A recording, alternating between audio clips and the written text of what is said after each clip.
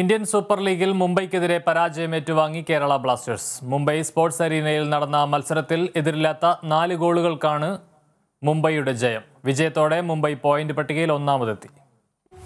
ISLൽ 8 മത്സരങ്ങളിലെ അപരാജിത കുതിപ്പിനു ശേഷം പരാജയം ഏറ്റുവാങ്ങിയിരിക്കുകയാണ് കേരള ബ്ലാസ്റ്റേഴ്സ്.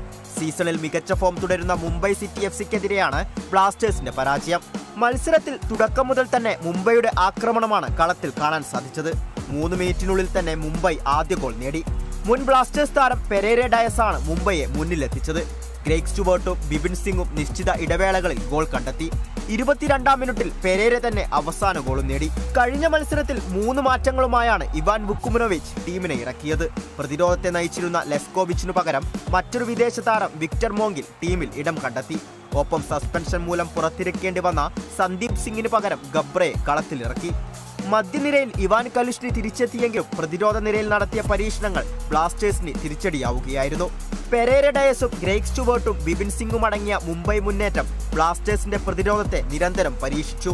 രണ്ടാം പകുതിയിൽ ബ്ലാസ്റ്റേഴ്സ് ആക്രമണങ്ങൾക്ക് മൂർച്ച കൂട്ടിയെങ്കിലും ലക്ഷ്യം കാണാൻ മാത്രം സാധിച്ചില്ല. വിജയത്തോടെ മുംബൈ സിറ്റി പോയിന്റ് പട്ടികയിൽ 1-ാം സ്ഥാനത്തെത്തി. മത്സരത്തിൽ പരാജയപ്പെട്ടെങ്കിലും ബ്ലാസ്റ്റേഴ്സ് പോയിന്റ് പട്ടികയിൽ 3-ാം സ്ഥാനത്ത് തുടരുന്നു.